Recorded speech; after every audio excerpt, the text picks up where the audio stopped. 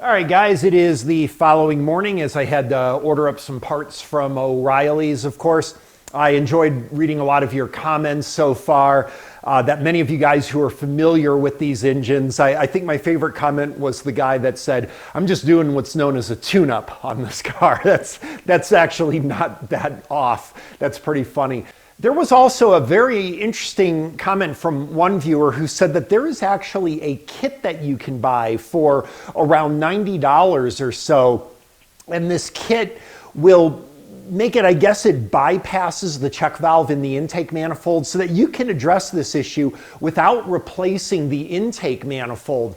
I looked into it, and the thing is, first of all, the kit would have taken a couple days to arrive. We got to get this girl off to school on Monday. And then the other thing about it is the discount that I get from O'Reilly's actually made it so that it was not that much more to just get the intake manifold. And I think I'm going to go with the sure thing, but maybe the next time I see one of these, we'll try that kit. It's kind of interesting. I'll put a link actually to that kit, and you can check that out if you've got this issue. So the thing I started with actually is the water pump.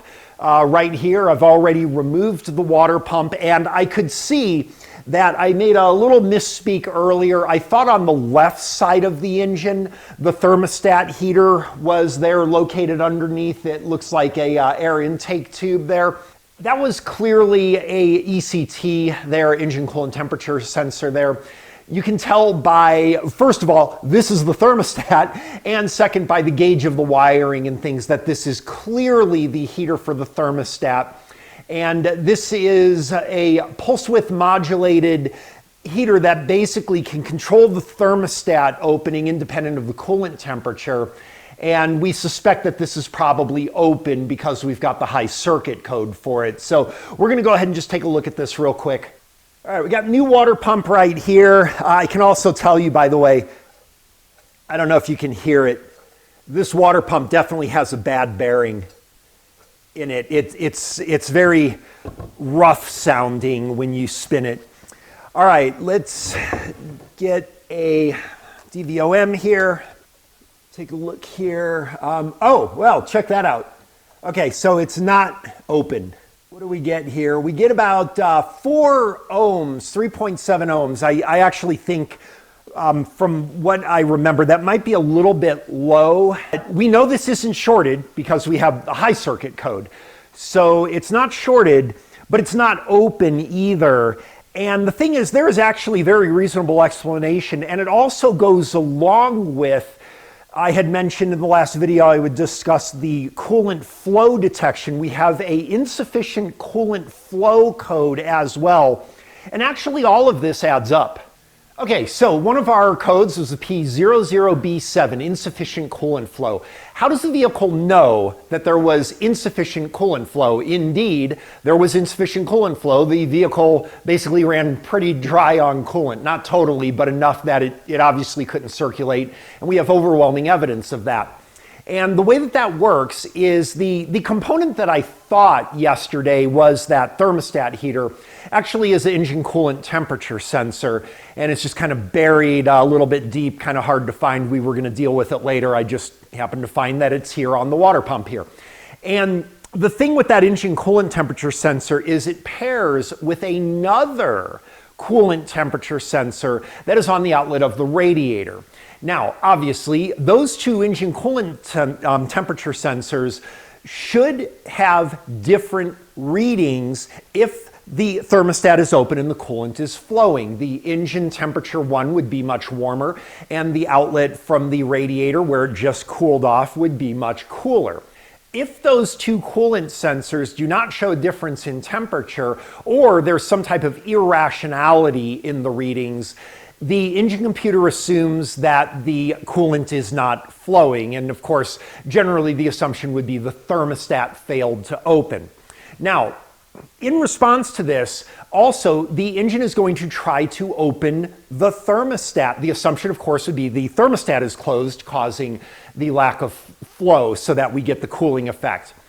By trying to open the thermostat by applying more and more pulse width modulation to it, there is a point where when after, I think it's like 5 minutes or so, if the engine computer is unable to see a difference after applying full duty cycle to that thermostat heater there, it, as a safety for the circuitry, will shut off that circuitry, and it will basically turn off the thermostat heater as a way of protecting the system.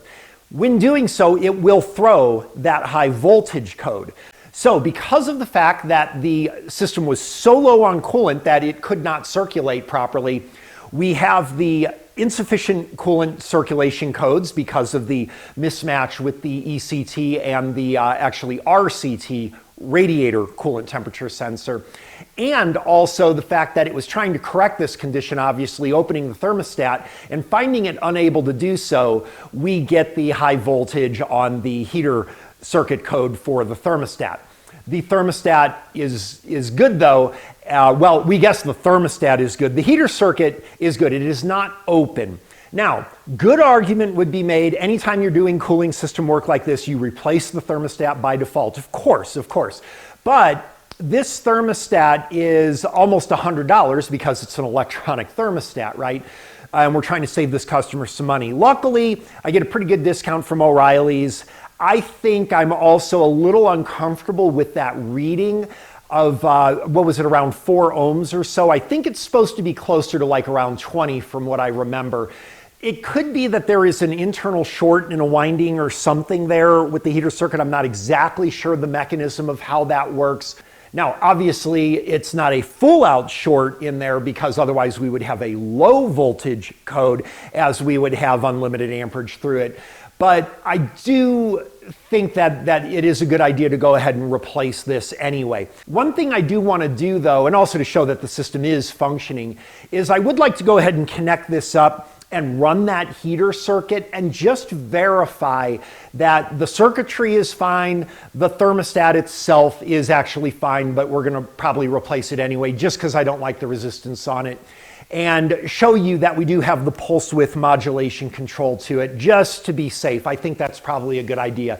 So let's go ahead and do that.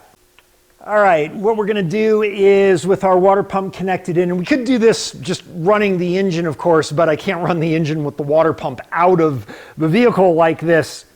But you could also just start the engine and pretty much do this same thing. But we're going to feed a multimeter lead into the ground side of our heater circuit in there, like that. The other multimeter lead, of course, will go to ground.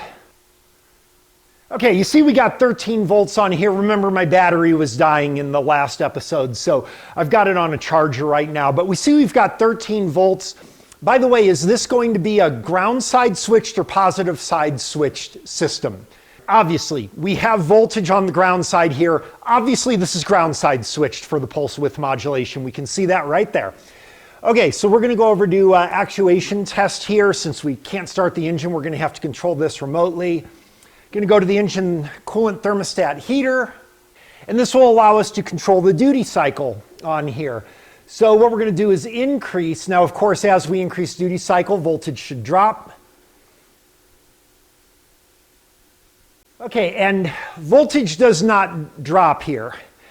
So I must be on the power side then with my multimeter lead. Let's go to the other side here. No, we're at 50% duty cycle and 13 volts still. This thermostat heater does not work. Wow, I'm actually glad we tested it. I'm not sure what the deal is with that. I could put a scope on there and see if we've got pulse width modulation on the ground side. You know what, we can do that with the meter actually. All right, well, here's what I'm gonna do. Because I wanted to replace this anyway, I did buy a new thermostat here. We're gonna go ahead and plug this in. All right, well, this thermostat heater is bad. Don't know what the deal is with that.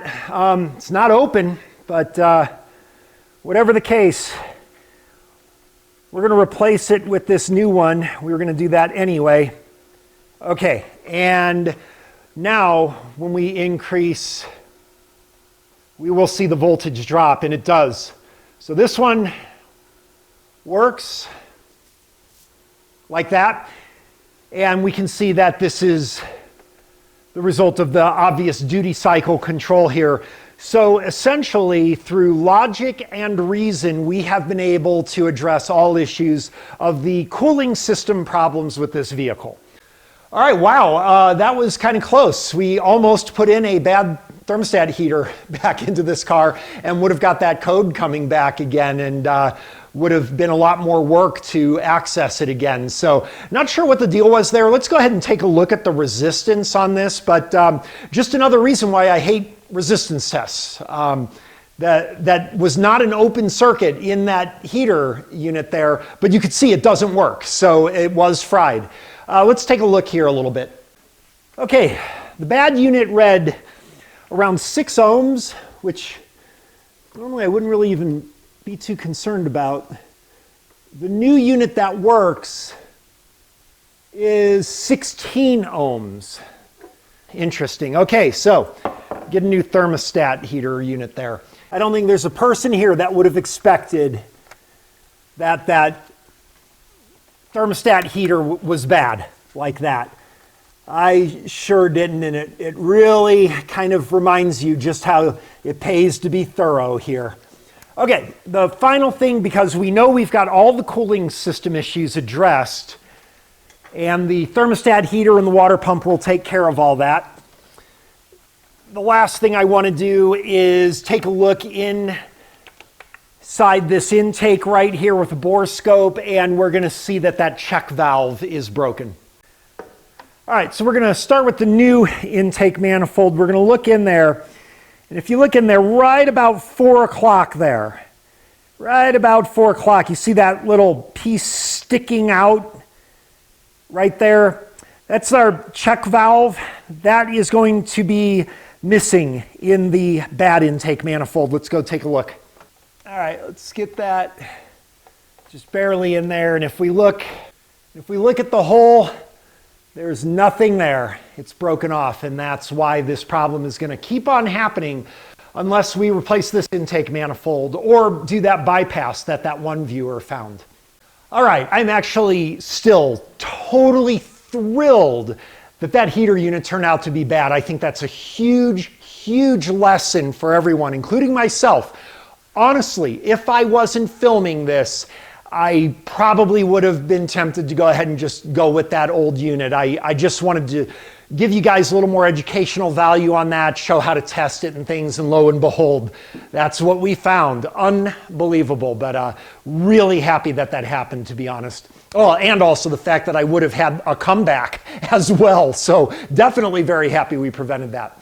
All right, so as we see, we're going to need new intake manifold, new valve cover, new water pump, and the new thermostat, and that will fix everything on this car. A bunch of bolts spinning here, so I'll come back when this is all done. We'll recheck those fuel trims, make sure that we're healthy, and we'll also maybe look at some cooling system data as well. So I'll be back when I finish.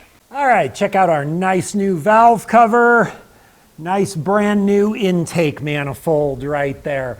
All right, we're all filled with coolant. Everything's connected up. Let's go ahead and start it up. Okay, wow, it started up even with the fuel pressure disconnected. Well, I did key on prime it once, but that sounds great. That sounds great. Okay, let's do a couple things real quick here. First, no more air being sucked through there. That's going to take care of our lean condition. The other thing I want to do is check real quick. Make sure I don't have any water leaks here.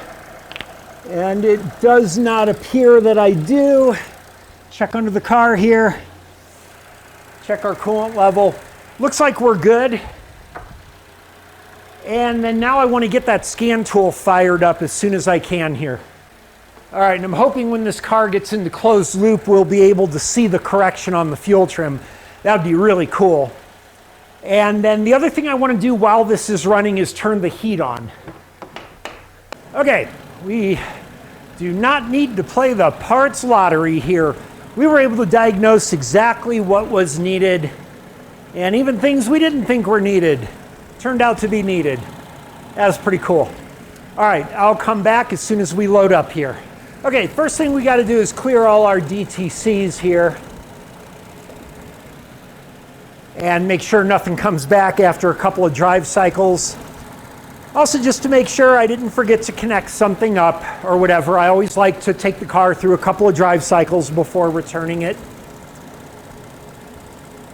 And we'll come back in just a second. Okay, looks like we got a couple of hard codes in the BCM. Driver window caliber, oh, tire pressure sensors, yes. That's bad tire pressure sensors there, so we are not going to get rid of those very easily. But the main thing is we've got nothing in the ECM, so we're going to go ahead and enter in here. And by the way, over on Schrodinger's Toolbox, we do have a video that shows removal of the intake manifold and the tools that will make it as easy as possible. So if you are doing this job and you need to remove an intake manifold for the first time, you might want to head over there, check out that video, make sure you got everything you need. All right, let's get, I want to hurry up and get to our fuel trim because I want to catch the correction. Okay, let's see, maybe we can kill a couple birds with one stone. We can. There's engine coolant temperature. There's long-term trim. There's short-term trim. Okay, let's go ahead and pull those. And, oh, look, we've already corrected our long-term. We missed it. That happened way quicker than I expected. That kind of sucks. But check out those fuel trims. Doesn't get any better than that. What an improvement. Okay, the other thing we're noticing is that after even just a couple minutes, actually, you know what? Is this thing even in closed loop? Hold on a second, this may not be in closed loop. Let me go back and see if we got something with our loop status here. I'm just gonna go to all engine data. Okay, engine coolant temperature sensor right there. There it is, fuel control loop status. And then I'm just going to go ahead and pull up long and short term trim here just to hurry up. We can always look back at other stuff. Okay, oh, it is in closed loop, so we missed it. Now, also notice already we're up at 145 degrees. You have to reach a certain target coolant temperature within a certain amount of time. And the engine looks at that to determine proper heating and coolant flow. And I'm sure we're within target of that as quick as it's heating up. But basically the engine's got to warm up within a certain amount of time or it's going to flag you. All right, everything's looking good. Now, what I wonder, is there a radiator temperature on here? And it doesn't look like there is. Let's go back. And let's see if there's something. Here's the engine cooling data here. So maybe it'll be more specified in there. Okay. And wow, there's a lot of cooling data. Okay, so we've got engine coolant temperature sensor, desired engine coolant temperature. What did I just say a second ago? Here's the heater command right there. Radiator coolant temperature sensor right there, just like I mentioned earlier. All right, let's pull those up. And we can see that our desired coolant temperature is 221. We have to reach that within a certain amount of time or this engine's going to flag. Now it's just sitting here at idle with the heater on, so it's going to allow whatever time is necessary.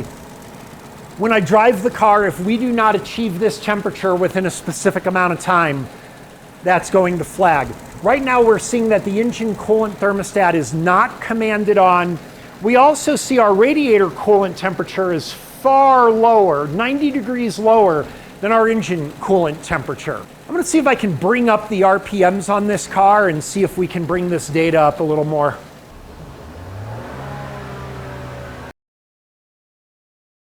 Okay, not even a minute, probably not even 30 seconds of increasing engine RPMs up to about 3,500. And you can see we're dramatically increasing our coolant temperature here while maintaining still that low radiator coolant temp sensor.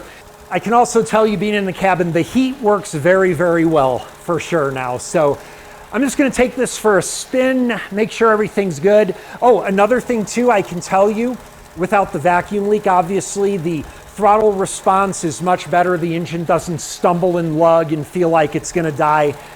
This engine feels absolutely perfectly new right now, so I think the owner is going to be very happy. Okay, literally within seconds of driving, I am just heading right up the street from my house right now, and within seconds of driving, there already 221. And we would now see some pulse width modulation active. As a matter of fact, let me see if I can pull over real quick and we can see that. Okay, it is actually there. We see we've got a 6% heater command there. I wonder if I turn the heat up more. Okay, and turning up the heater a little bit more, we see we do change that command right there. That's pretty interesting. Let's turn the heater off. See if that reduces.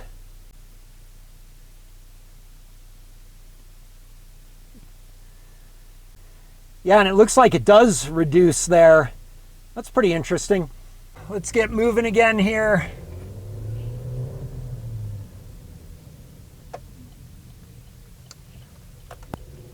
Okay, check our temperature. You see as the car is moving now, we've cooled down a little bit. We've reduced our engine thermostat command now, I'm assuming because of the airflow through the radiator. And basically we have to stay within, I think it's like 5 degrees or so of that desired coolant temperature for a certain length of time, 3 minutes, something like that, I don't know. And as long as we're within those parameters, we stay clean. Okay, let's get back to the garage here. Okay, and I also forgot to mention, the car drives absolutely great. It really does. Okay, so we're gonna get out of here. We're gonna go back all the way to the beginning. Okay, we see we haven't lit up anything on our ECM. Oh, we only have 3 codes on our BCM now because I did calibrate that window. Let's go in here, and this will show if we've got any pending codes or anything. So we're going to go to read fault code, and no DTCs. All right, this car is fixed. All right, we got a big old box of junk here now. The trash guy, I'm sure, wonders what I'm doing here because we generate a lot of trash here. All right. All right, guys, that concludes this video. Remember, we've got Schrodinger's Toolbox, our brand new tool review channel. Also, for you guys over on Schrodinger's Box Quantum Mechanics, the paid channel content for only $3.49 a month, where I literally teach you how to do the stuff that we saw in this video today. Step by step, teaching you the concepts and fundamentals so that you can do this, and you don't even have to do it the way I do. You can do it your own way. I'll finish the part 2 of the video on knock sensors tomorrow. And then what else do we got going on? I don't know. Anyway, I hope you enjoyed this. We'll see you next time.